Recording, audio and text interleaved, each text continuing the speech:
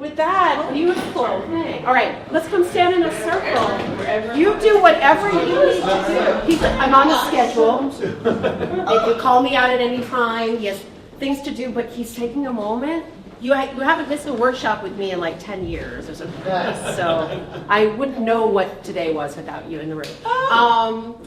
Holy moly. All right, hi everyone. Yes. So this workshop is about being in the moment and exploring the great paradox we series as actors around how do you both follow what you need to do in terms of what the director has asked of you. Like you have to follow their staging and you have to be there for your actors, so you can't just be like spontaneous in a play, but you also have to be in that flow, and you need to be in the moment and spontaneous at the same time. And those things seem like they're opposing, right?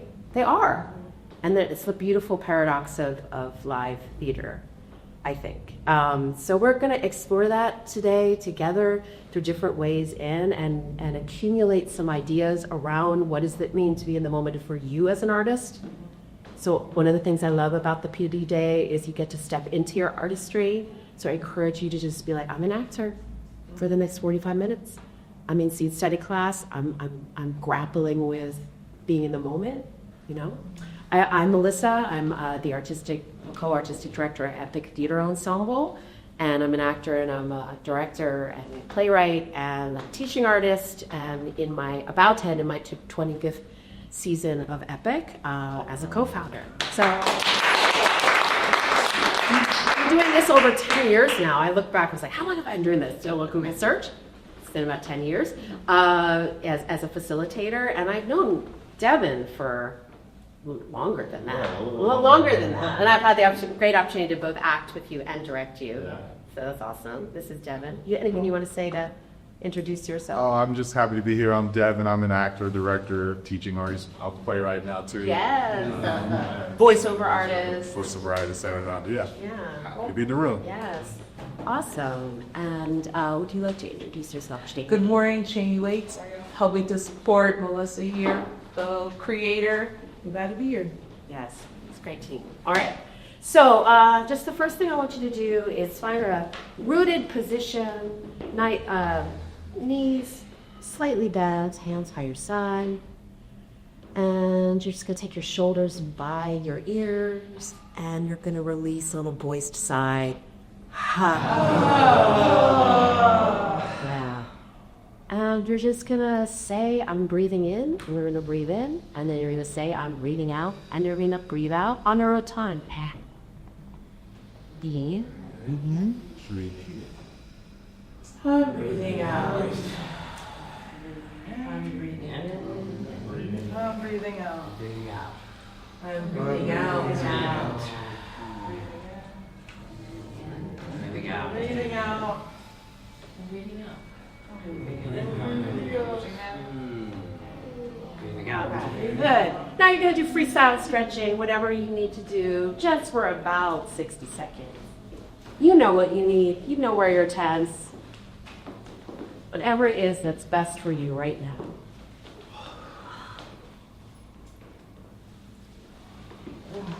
And make sure, don't forget to breathe.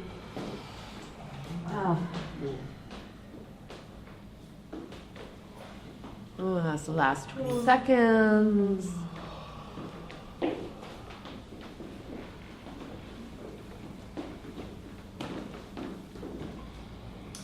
So,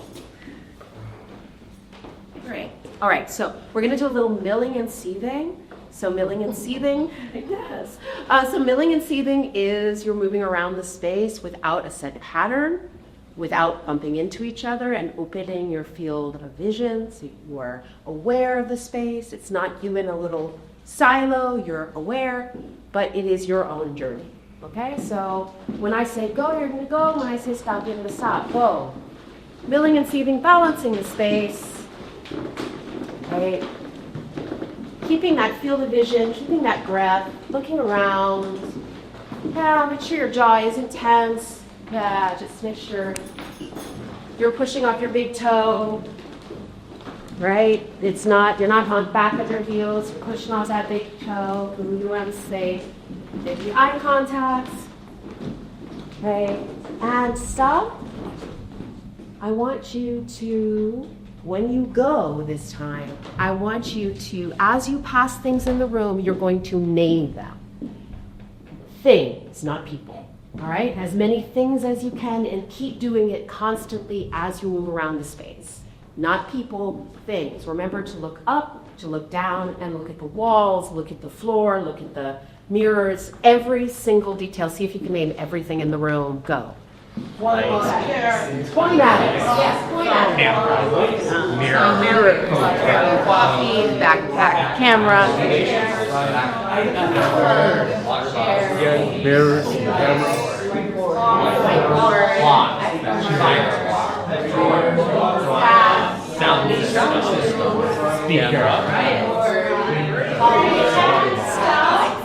All right, you're gonna close your eyes. You're gonna root yourself on the floor. And for the next 20 seconds, you're going to listen to every specific sound you can hear, and then I'm gonna ask you to name as many things as you heard. All right, 20 seconds of listening, go.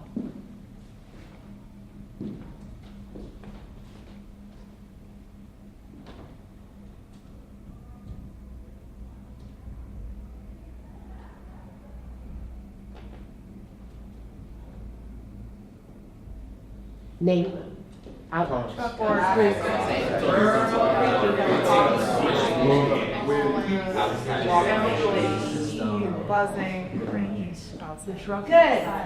All right, now you're going to open your eyes and you're going to just make physical contact with things in this room and notice the different textures of things, not people.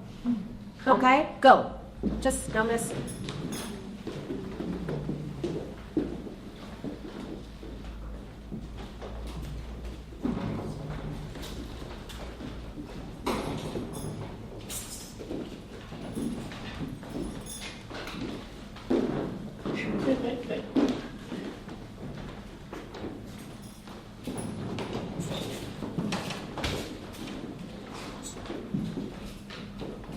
Right, and stop.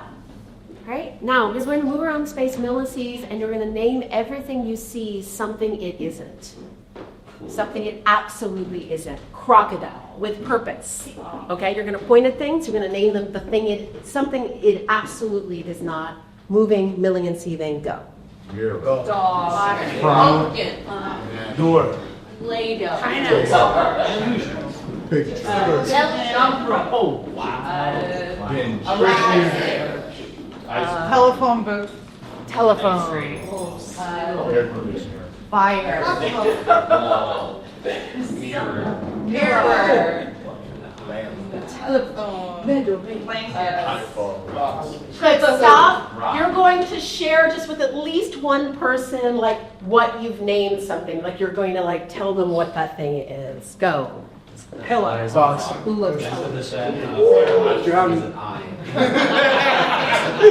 Great, now come back to this circle.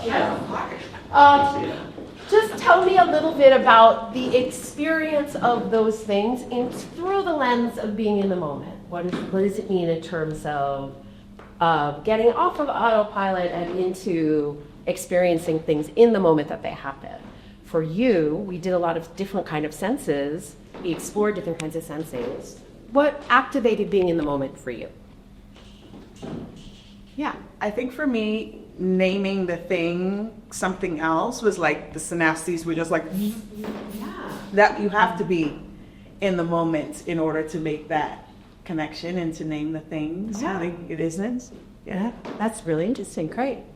For me, it was the touch, because I think that's something I'm not always in tune with. So feeling the different textures really made me feel in the moment.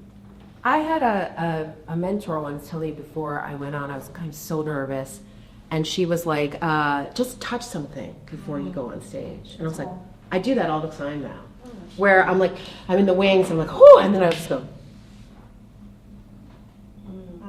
this is here, I'm here.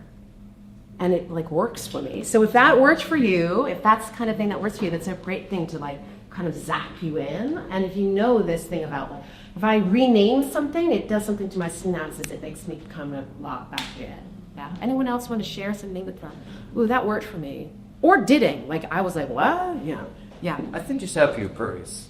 Yeah. So like do things like, all right, do it this way. Now touch things. Now rename things. Now shout things out. Just like having a purpose keeps me in the moment. Yeah. Love it. Yeah, I feel like a lot of times we email and Zine a lot. And it can become kind of like rote, right? Yeah. Like I'm just doing this thing that I always do. But like giving it purpose and the scaffolding of like building towards the crazy thing, which was naming things that they're not, which made my brain stop working. Was like, it was great. That's actually, I should know that's an Ovesta Boal exercise, if you're familiar with the Ovesta Boal. And it has like a, if you think about it, a social political kind of meaning to it, which is the concept of everything has been named. And this idea of you having the ownership to say, I could name stuff, right? And just that the power of naming things. It's funny you mentioned questioning. that. Sorry, Yeah. it's like I named this in high, and I was like, I must have felt like being watched in the moment. Right? And interesting to go, like, did I say crocodile? What does that mean? You know, I'm just like rooting into your subconscious about what, I need to look at that. What is coming out, right? Cool. All right. Now we're gonna play a game that maybe some of you have played with me before called WA. And we're gonna root it in the moment, work in a moment. But first I want to teach you how to play the game. So I'm gonna throw WA at Devin. And if you wouldn't mind demonstrating by being next to Devin there, Cheney, and Marion, the other, like, because you both played the game. Okay, so it's gonna go like this. Wah, wah, wah. Okay, so that's the game, and then Devin will either throw a wah to Alan, or we'll hold on to the wah like this, wah wah. Okay, and then on either side, the people chalk towards the center without making contact. Kind of like zip zap zop, but with two people on either side, and you don't have to throw it. You can hold on to it by going wah wah. And then and you can do that for as long as you want, forever and ever. Or you can. You say students will do it forever. You say, did your students hold? Depends on if they feel like they want the attention. But it's pretty awesome. Yeah, it's really great. So, like, then you learn stuff. Okay. All right. Wah. Wah, Wah. wah, wah, Wah. wah, wah, Wah. wah, wah, Wah, Wah. wah, wah, Wah. wah, wah, Wah. wah, wah. Let's stop there for a second, right? So that's our first thing about being in the moment. Is sometimes when we're watching the thing, like, oh yeah, no, I have to be ready to be the support wah, right?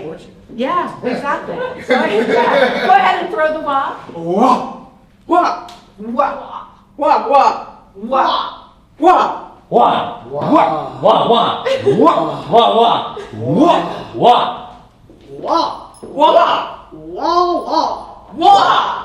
wah, wah, wah, wah, wah, wah, wah. Okay, great. You can throw the wah. Yeah. So now what I want us to do is, like, this is WA 2.0, is really focusing on the way in which we receive the wah will impact the way that you do the wah and the way that the people on the either side do the wah. That means whatever that means to you. It's not necessarily about mirroring it. It just impacts you. You're listening to what you're receiving, and it's causing a change in your impulse rather than a kind of pre-prepared wah or a standardized wah. So the way that you are like, wah, wah, and you slowed it down, great. Make your wah your own. It doesn't have to be wah, wah, wah, wah. You know, make your wah your wah. All right? You want to throw your wah? Sure. You want to throw it? Wah, wah, wah, wah. wah, wah, wah,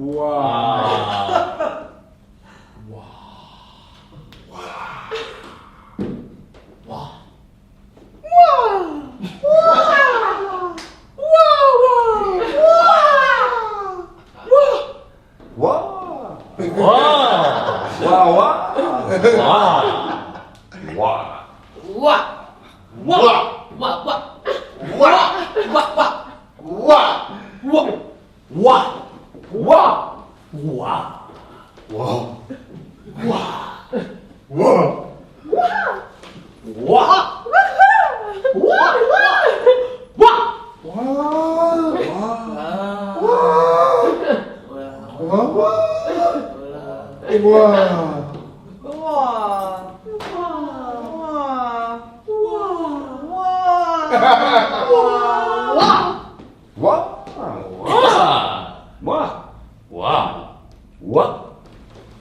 Great, awesome. Really, really, really.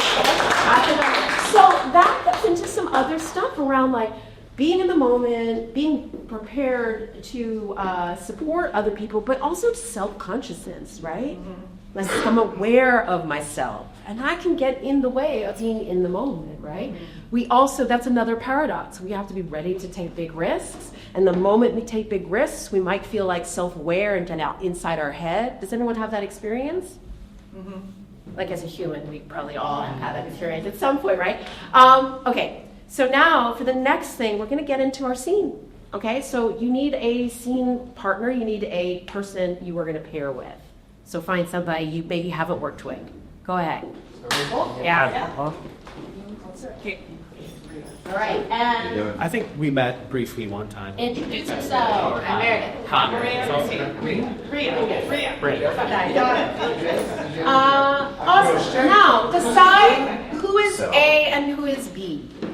I mean, I'll just be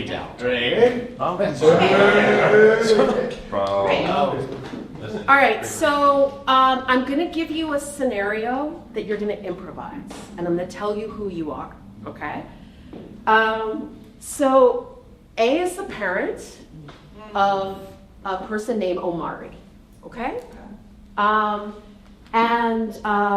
For now, I just want to be gender-free, so I'm going to say parent. We'll get more specific about gender in a moment, but for now, it's gender-free, okay? So parent is the parent of Omari.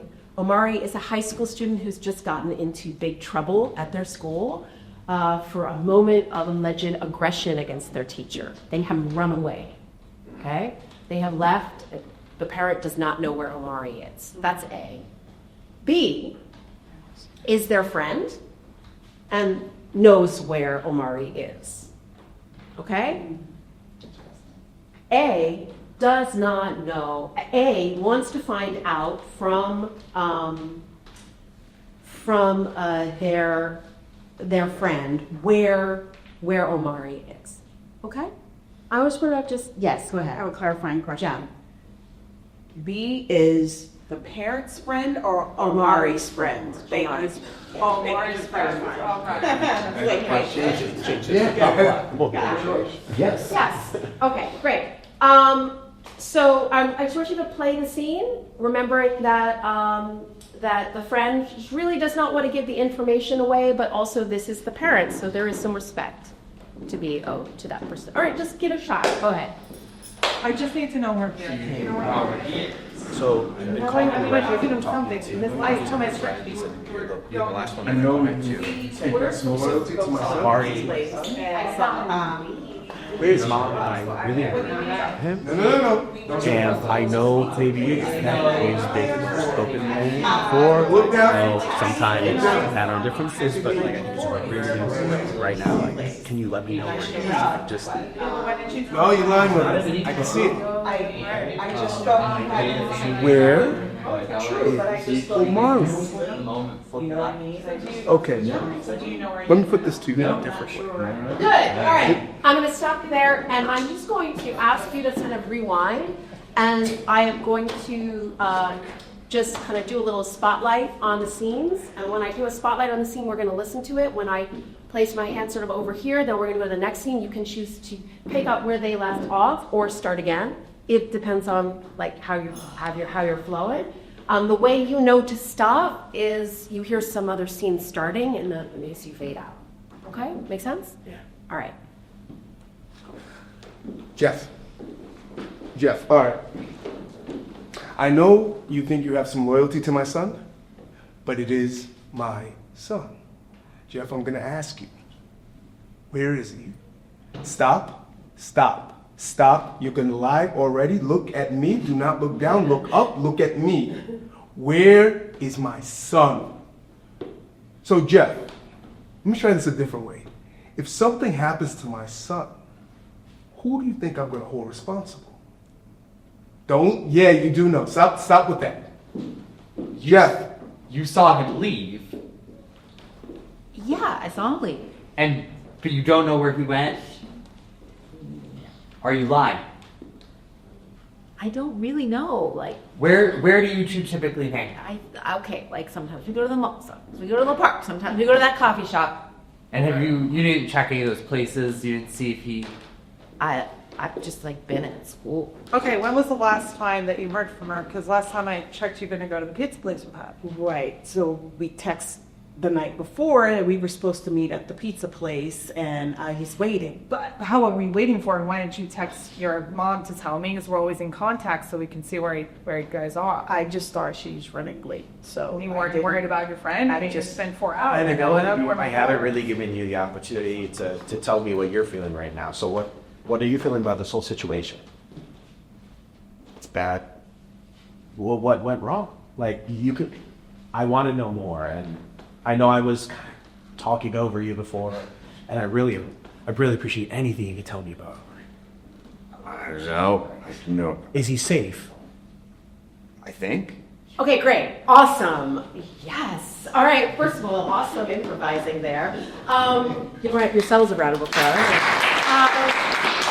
Very interesting. The friend character operated textually very differently depending on the scene. You didn't actually ever say anything, right? True. Right? And you said very little. And so this is an interesting question around when text comes up and how does subtext play a role. So I want to just take a moment before we head into the text and explore subtext through, I know some of you may have played this before with me, through the O subtext cards, right? So this idea of subtext, of what's underneath the words that you say. I'm going to ask you to just select one of these cards. Pick out, what's up? This one, yeah.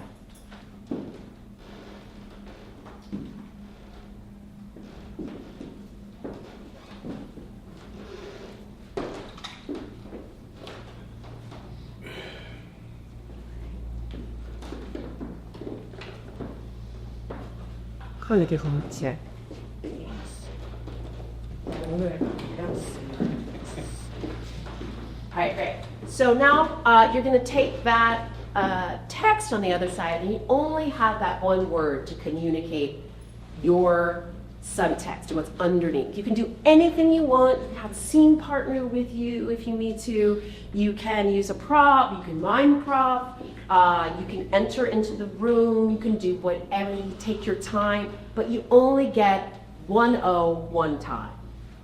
If you need to say O more than once, you can, but you don't have any other words, is what I need to say. Okay? What we're gonna do is we're just gonna go around the circle. We're gonna hear the O, and I want you to start to guess what the subtext is. Yeah? You can use a prop with me. You can absolutely use a prop, or you can mime a prop. I see people going into their bag of props. That is, in fact, what Kroner brought today, the rolling suitcase, right? Just a bag All of props. Careful. Just a theater teacher, just like everywhere they go, just in case. Great. Okay, so we're gonna start with Alan, and we're gonna, after we hear all of the O's, we're gonna make some guesses what the subtext was, right? Yeah. Oh.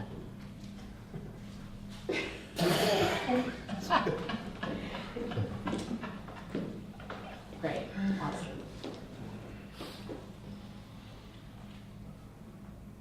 Oh.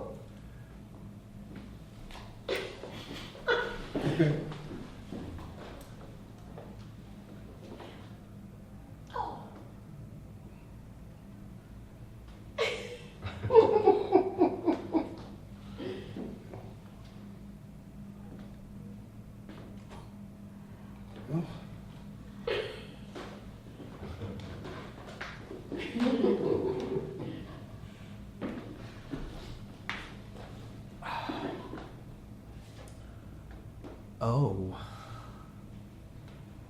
Ooh.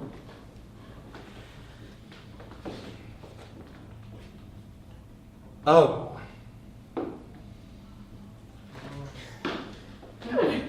Oh.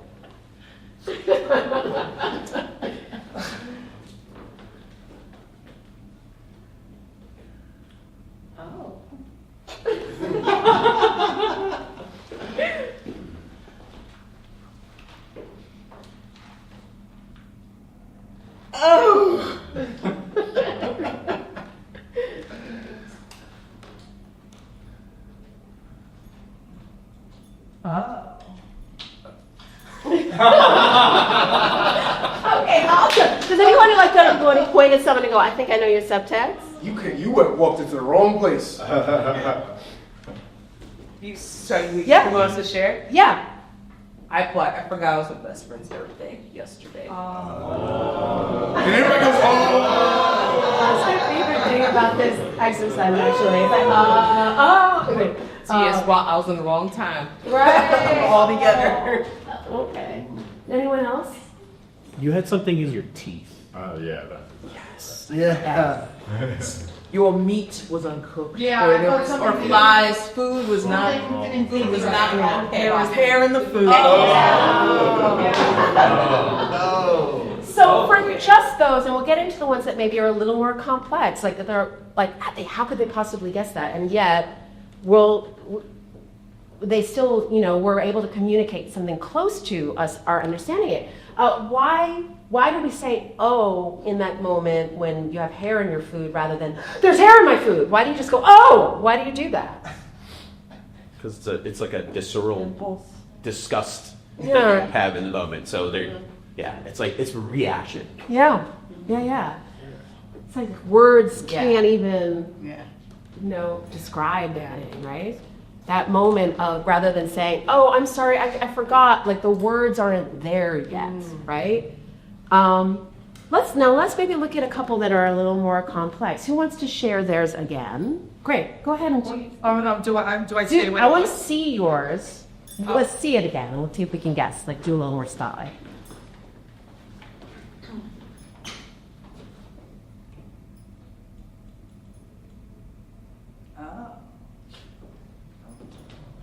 Okay, what do we think? What do we think that O was? Found a secret out of it. Yeah, I was thinking the same. You discovered something. Something saucy. That's like good. Just received 2,000 new followers on social media. It's ironic because I don't like social media at all. I totally thought to myself, Yeah. like, it's so different if you're like, oh, like if you really care about it. When Right. students get that one, they're like, they have they're just excited. set in 2,000 Yeah. Right. Oh my God. So yeah, someone else share theirs. Go ahead. Do yours again.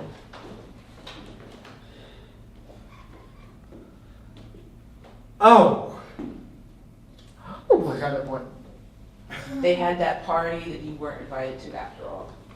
Or someone posted Someone posted something on social media that was Really? really spicy. Okay, go ahead. You find out your best friend is dating your ex. Oh, we knew it was like He was something negative. He was something positive. right. And that sense of like when we hold back our text versus when we share our text is very interesting to me. Okay. Yes, go ahead. You made the choice to get that discovery via your phone. Yeah. So how much the mode of communication then also dictates where that expression is coming from or going to as well. Can we see that again with that in mind? Is imagining that Devin just told you that information and you're receiving it. Okay? So just imagine the moment before your O is you just found out this information. Sorry. Oh. Great. Okay. I love James' note on that. It's just extremely different, the media that we get that. And why would that character choose to just say "oh" versus what was underneath it, which was an artistic choice that he made, which I'm reading. Can anyone fill in the monologue? Like, if you were to give the text monologue for Connor there, what would it be? Oh, son of a bitch. Right? Keep going.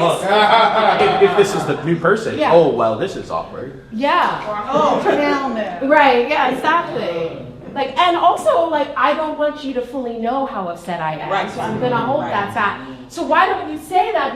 I'm not gonna say, like, I'm really upset. This is really freaking me out, and I don't want you to know.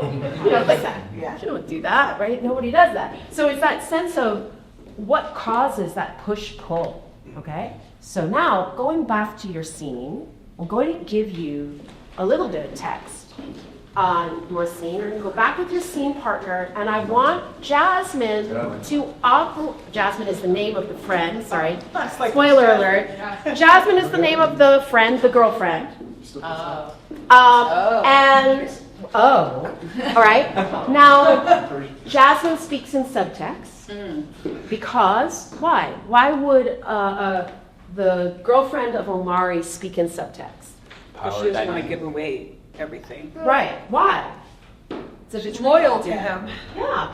But on the other hand, Power dynamic. Omari could be in danger. Yeah. Omari could be in danger. So there is a push-pull of, right? What am I supposed to say? So, just the half scene, right? We'll give the they were All right. collated. So here we Just I said A was the parent, right? Yes. Okay, so just the A, raise your hand. You are going to get the half scene. Okay? Jasmine, the mom is Naya, and the friend is now the girlfriend named Jasmine. You are going to play the scene. Jasmine is going to speak, but in subtext, but not, it's not a silent scene. You will speak. And you're going to listen to what you receive, and it's going to impact you as Naya. Okay? Make sense? So you can carve out space for yourself. You can figure out where you want to be in the room. And I want you to only one time you can hear this once. So it's very exciting. Okay? So find a place in the room, and I want you to play the scene. Jasmine. So they're using lines and we are. Yeah, you're improvising. Jasmine is improvising. Jasmine is improvising. Yeah. Okay. Jasmine. He's my only son. You know? Yeah, my only sons, you know? I understand. I'm not here. I'm not here to hurt him. I'm here I'm to here help because I him. love I want him to help make and I him want feel to help You him. understand that? All right. You understand? So I need your help. I understand. I need your help. All right. Okay, I hear that. It's just you're the one who talks to the most. He talks to the Did you know that? Did you know that? Absolutely, the most. And if anybody, he would tell anyone this plan, more than anyone in the world, it would be. Absolutely. And if Exactly. he would tell anyone his plans more than anyone in the world. Really?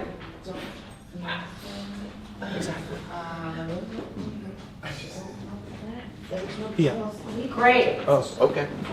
All right, awesome. All right, great. So can we just have a chance to, I want to just look at one of them. So can I have one pair come on up here, and everybody else can sit on the floor for a second over on this side. Who wants to share? Yeah, great. And then we're going to talk a little bit about this. Great. Okay, so I just want to give you a little more information just so it changes the dynamic again, because you're listening to it again, is Jasmine wants mom's approval. Okay? She is not here to shut out mom, right? But wants to protect mom. Wants to protect Omari, is fiercely loyal, loves Omari, but also this is her boyfriend's mom. So, I mean, we're not gonna yeah. All right. 3, 2, 1, curtain. Jasmine.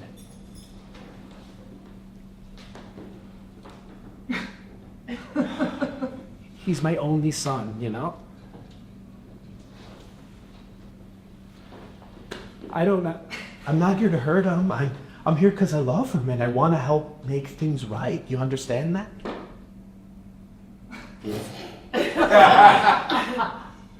So I need your help. Yeah.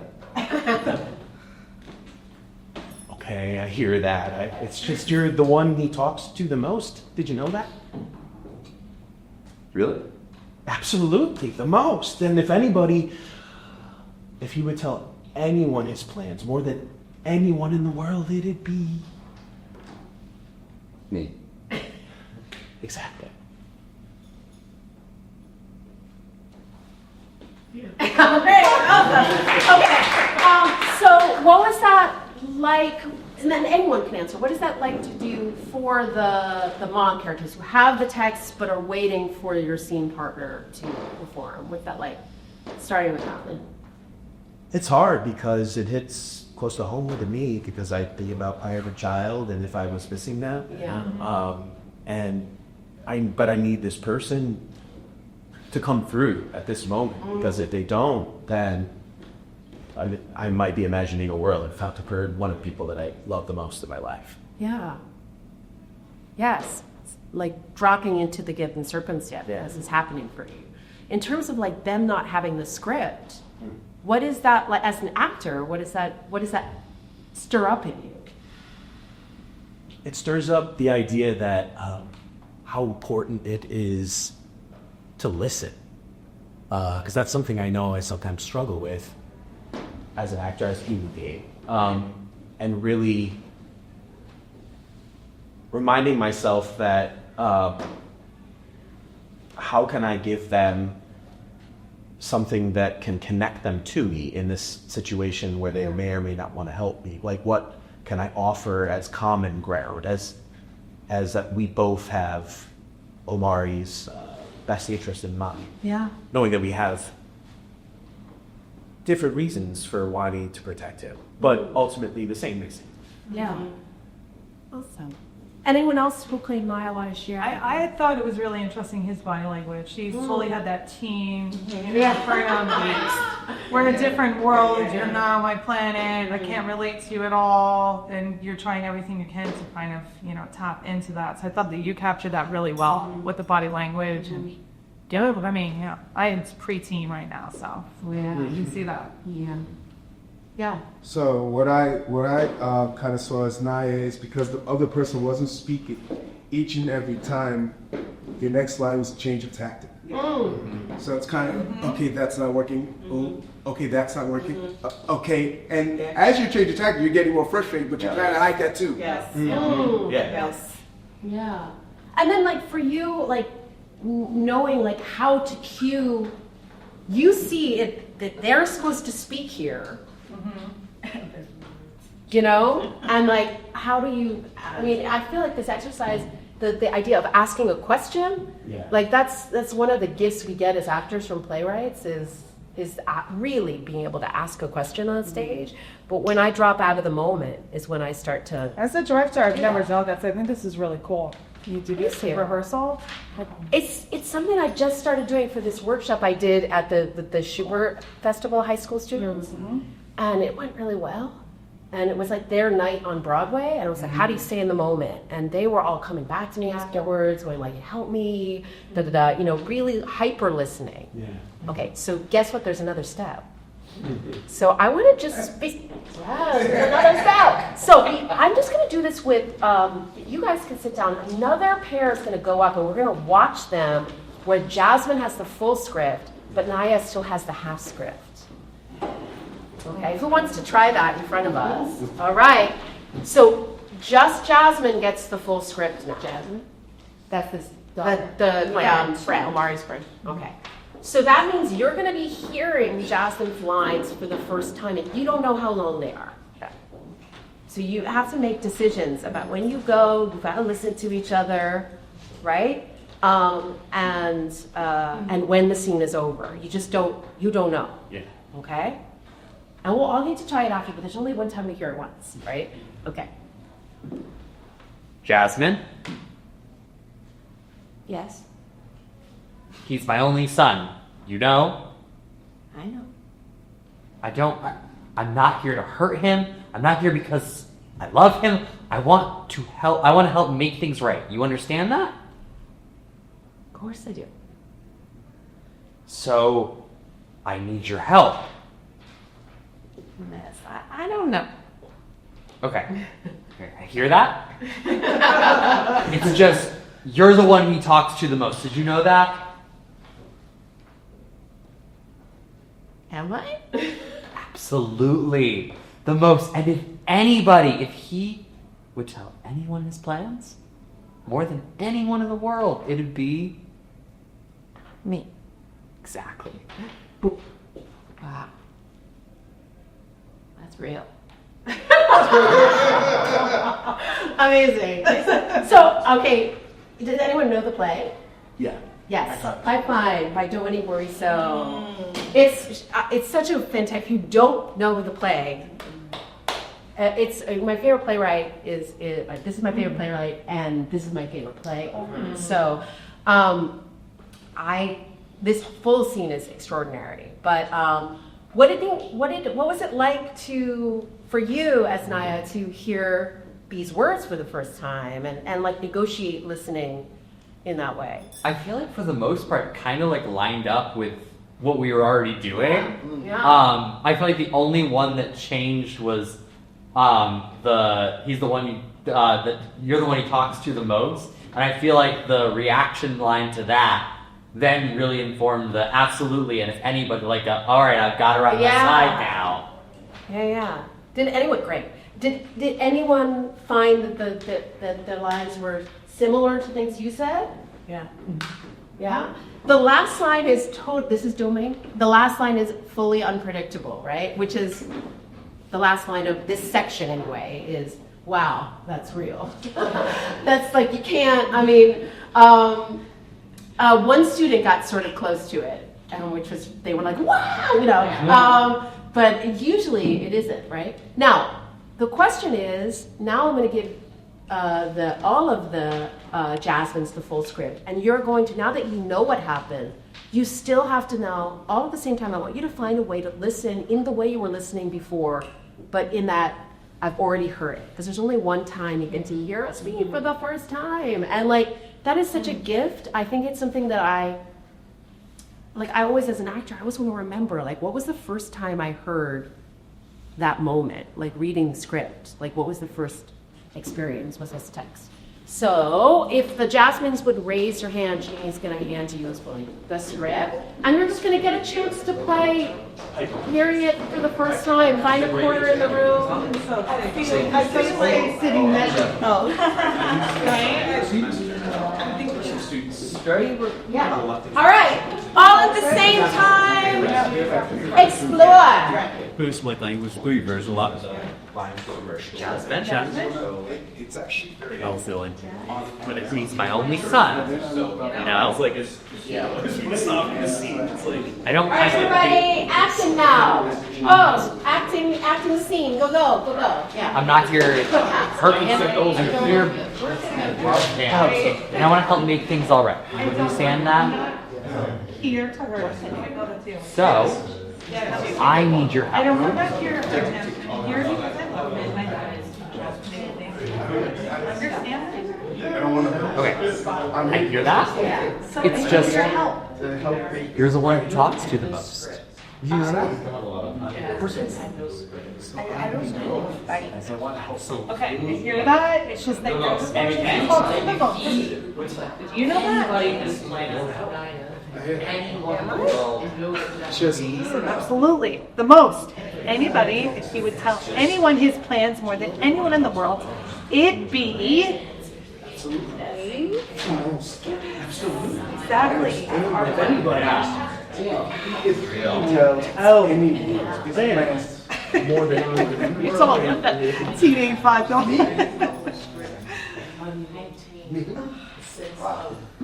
Like she almost forgot, like, he might be in danger. Yeah. Out there. All right, great. So can I have one pair that hasn't come up? Yeah, they want to come up? Great. So now, I'm going to actually hand, Jeannie, would you mind handing full script to Naya? Switch it out here. So now, this is what actual rehearsal tends to be, right? And performance tends to be. You both have full access to the full script. And yet, you have to imagine you're hearing this for the first time, right? So, How do we use some of the strategies of the walking, of really listening to the precision of what you're getting? Not just the text, but what is Rio really giving you when she's playing that Jasmine character, right? What is in that subtext? The precision of listening to subtext. Because the first time she did it, it might have been like, that makes me special. And the next time the subtext could be, wow, maybe he's in love with me, right? And so you have to hear the precision of the subtext this time. It's not just about, oh, I know these lines and I know what I'm saying, The precision of her stuff. of her subtext, yeah. You have to read it. And that impacts what you do and your tactic, right? Okay. So let's see what happens when we have full access to the words, all right?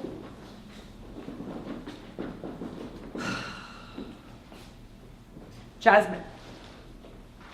Yes. He's my only son, you know? No. I don't, I'm not here to hurt him. I'm here because I love him and I want to help make things right. You understand that? Of course I do. Of course I do. So I need your help. Miss, I don't know. Like, okay, I hear that. It's just, you're the one he talks to the most. Do you understand that? Am I? Absolutely. The most. And if he would tell anyone his plans more than anyone in the world, it'd be... Exactly. Wow. That's real.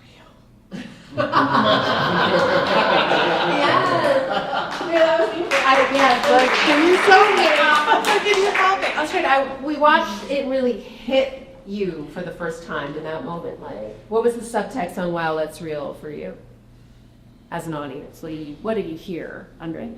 I'm so surprised. I'm so Arm? I'm so honored. I'm so happy. Yeah. I'm so like that's so cool. I can't didn't know it was that cool. I didn't know it was that I mean, I also felt like cool. incredulity though, like you couldn't really quite believe it. Yeah, it comes as a surprise. But she wasn't sensing my urgency. Yeah. That's the thing. Where I wasn't concerned about her teenage situation. I mean, the wonderful thing about Jasmine is a fantastic character, but she talks about Ohari about like she really like loves him in this deep way, and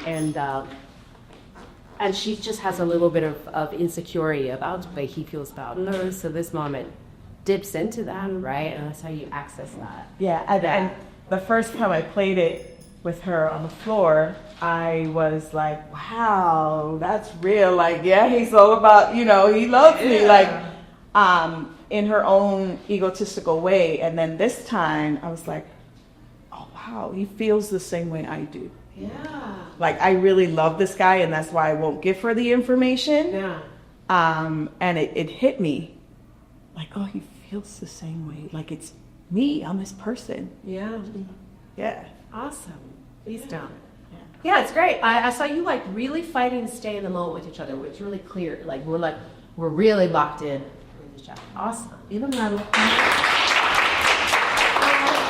I have the last pair up? Sure. Yeah. Yours, right? And Cheney, will you give access to our full script for them as well? So they're both, yeah.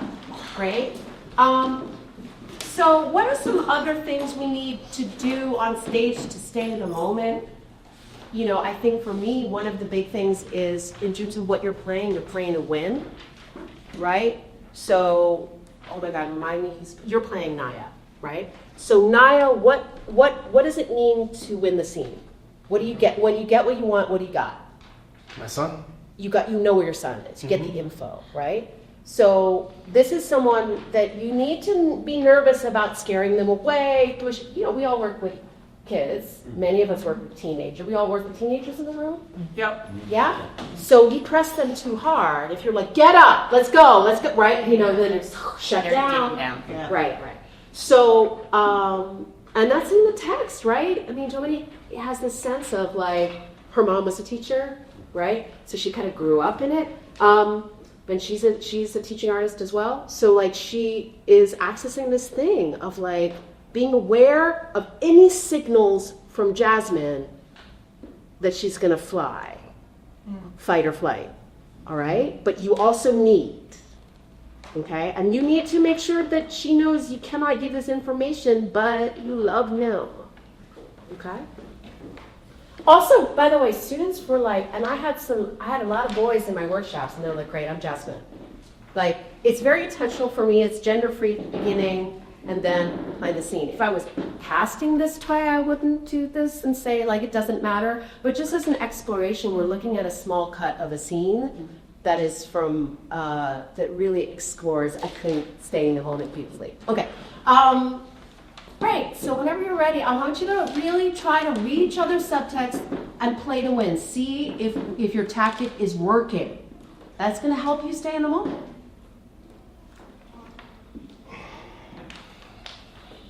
Jasmine. Yes. He's my only son, you know? I know. Look, I'm not here to hurt him. I'm here because I love him. And I want to help make things all right. You understand that? Of course I do. So I need your help. Miss, I don't know. Okay, I hear that. It's just, you're the one he talks to the most. Did you know that? Him, man. Absolutely. The most. And if anybody, if he would tell anyone his plans more than anyone in the world, it'd be you. Me? Exactly. Wow. That's real. Great. Awesome. Cool. So let's debrief a little bit. Yes? Yeah. It was perfect timing. Yeah? Yes. Okay. Awesome. Thank you all for sharing that beautiful artistry today and going on this journey. You are welcome to keep the pages. We have enough for you to have a copy of each of those. If you want to email me, I can send you digital copies as well. I did not want to share it in advance because of the nature of this workshop, right? Digitally, but I'm happy to share those. And there are many physical copies, as Melissa said it. So with our few minutes that's remaining, about 7 minutes before your transition, we're just gonna have a little reflection. So what are some things that's really sticking with you? As a participant, right? Yeah. Or the scaffolding of, a lot of times people, all of us, when we get a full script, we will anticipate our lines. Mm-hmm. And listening goes out the window because we want to make sure we say our lines the way we thought it should be said in our head. So taking away the script in the first part was like, what are our ideas? Then we layer it to just one part of the idea, then another until you get the full script. So you get to experience each aspect of almost building the script as a playwright did. So no matter what, free of that pressure because you're having to just work with less material right now, and that worked well for you. And it also gives you a chance to be less about you interpreting the playwright and more about you interpreting yourself at first, and bringing your full self to it. And going off of that and I feel like so many times there are certain students that just get so locked into the way they're going to do it, and they're going to do that every single time, and maybe it is a good interpretation of the script, but they're so stuck they aren't really listening. And this gives that freedom and a reminder to them that it can always be new, it can always be fresh, and like that there can always be a surprise. You could do a 5-night run, and on night 5 you could be completely surprised and do it in a completely different way, and it will still hold to the script and be what the playwright wanted, but new and fresh. Makes me think of different types of learners. Because when I had the power dynamic of having the lines and another person did it, made me think of my students who are very like locked in and really like excelling, and then some of the more shy students that maybe are a little nervous, and this wasn't their first choice, some elective to be, and just how it could be a comfortable way for someone to get into the material too, who especially, and since a lot of our students are new to this. Yeah. I think I wanted to do this with my students because I found this year, like the school I'm at, this is the first year they've had a full-scale musical, and I found that a lot of the students were learning their lines. They'd be like, "Mister, I know my lines, but didn't know the arc of the whole scene or what came before or after them." So like, if something got derailed, no one could pick it up because they knew their lines. And I think this would help kind of feel like you have to know the scene, the hearing.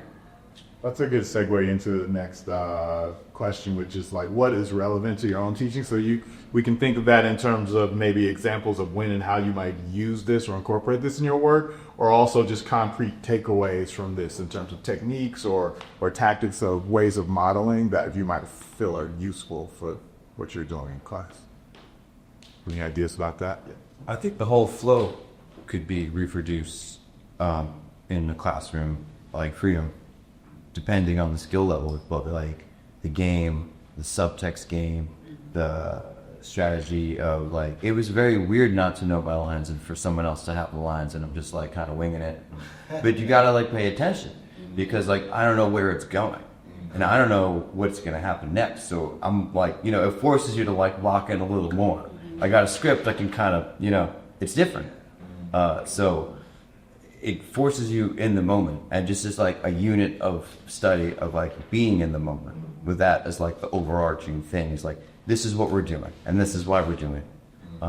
And so I think the whole thing is reproducible, like, in order with this in mind. Yeah, it's interesting you mentioned that about being in the moment of not knowing your lines, because I feel there's very little improvisation in school these days. Everything is so structured, so so scripted. So to give them the opportunity to be out of that script in their own is valuable. Yeah. I've always used open scenes before to teach subtext, but I think that this has value either in concert with open scenes or as like a step in that process. Because there's just like another level of depth. It made me think of, I remember my grad school professor saying like, "Oh yeah, everyone tells me they come to grad school to learn how to listen." And like how true that was for me in my learning experience as an artist. But like that can continue on, it doesn't end, How do you define an open scene? Open scene, like lines that have dialogue with no meaning. So like, "Hi, hello, what are you doing today?" So there's a lot of them, but yeah, essentially like 1 or 2 words that you could look at the scene and interpret it limitless ways. Right. You layer on, okay, now let's do the scene again, but this time you hate this person or whatever. Right. Yeah, and there's different types of ones that they use. Yeah. Are we all high school? What grade levels are you? Middle school. So where's the thoughts about adaptations depending on grade level? I work a lot with getting my kids to listen, so I love the entry point of the subtext, and I can see it being used in an improvisational way, and entrances and exits also. Just getting them to listen to each other, and I like the idea of one person having the script, and one person trying to look and to see how would you respond. I like the fact that when we did it the first time, you didn't say anything. And I think I might want to layer that in. You don't say anything, you just show how you're feeling, a reaction to what was going on, and then layer it with now add in some words, but just with your body. How are you responding? Because it really shows if you're listening how you would respond to what's going on with that parent, right? Just with your body. Maybe with a sigh or a sound, you're going to respond and then add some words and then give the text, because we're not listening. As adults, we're not listening. The kids are definitely not listening. But I like the scaffolding of it, and I think I would just add that one layer like you did, because I thought that was really powerful. There's something, about listening. I also I'm really excited about the idea of listening to the play. I think, I can't remember who it was. Someone said that students figure out who they were playing and then they just focus on their lines. So the practice that I've been incorporating lately when I direct at a college or university, I always ask if I have permission to not tell them what the casting is on the first day of rehearsal, so that we just read the play and we switch roles and spend the first 2 days like that learning the play, so that everyone is listening and not thinking about how they're going to do their part. And then and then they don't get their roles until by the end of that week. Then I tell them which role they're playing, but by then we've all gotten on the same page and we have listened to the play. I like that. So I think it's one way to get ahead of that. It's also listening isn't really necessarily hearing with the ears, because what you might get from, especially middle schoolers, is one student giving a lot of effort and the other one not so much, and that one student will get upset that they're not, participating. But with this, the person could do nothing, and you're still interpreting what they're doing. You're still listening in a different way. You're listening with your eyes. You're listening with your heart. They're not saying anything, so you have to get other cues in order for you to inform your line. So I think, it could definitely work with middle school students. Well, thank you. Well done, everyone. Thank you, Melissa, for